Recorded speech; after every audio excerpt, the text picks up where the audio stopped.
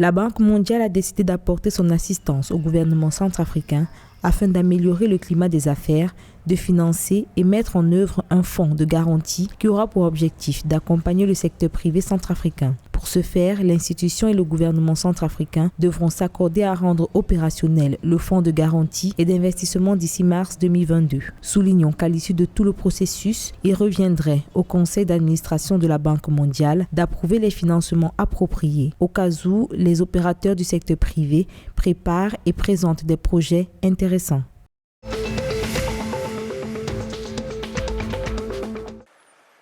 Le Gabon va bénéficier de la construction d'une nouvelle ville à hauteur de 45 milliards de francs CFA. Ce financement consenti par la Banque de développement des États de l'Afrique centrale est axé sur un programme d'aménagement urbain. Celui-ci consiste à la construction de 1416 logements, d'un hôpital de référence régional de 80 lits, un complexe scolaire qui va de la maternelle à la classe terminale, un centre d'affaires administratif, un marché intégrateur pour le bien des commerçants. En rappel, ce projet est globalement estimé à 99 milliards de francs CFA.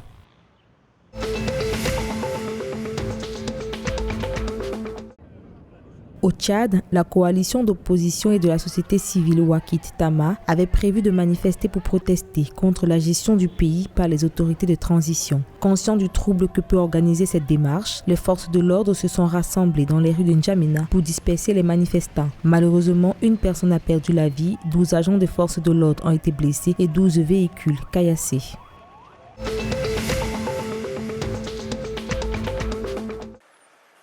Du 4 au 5 octobre 2021, le Cameroun accueille la 3e réunion du Forum des gouverneurs du bassin du lac Tchad sur la stabilisation, la consolidation de la paix et le développement durable. Cette rencontre rentre dans le cadre des contributions contre les exactions de Boko Haram, la secte islamiste qui secoue cette région depuis une dizaine d'années. Il s'agira donc d'examiner des questions d'intérêt mutuel, le partage d'expériences et d'identification des programmes transfrontaliers et régionaux essentiels et des initiatives politiques susceptibles de stabiliser les communautés touchées par la crise de Boko Haram.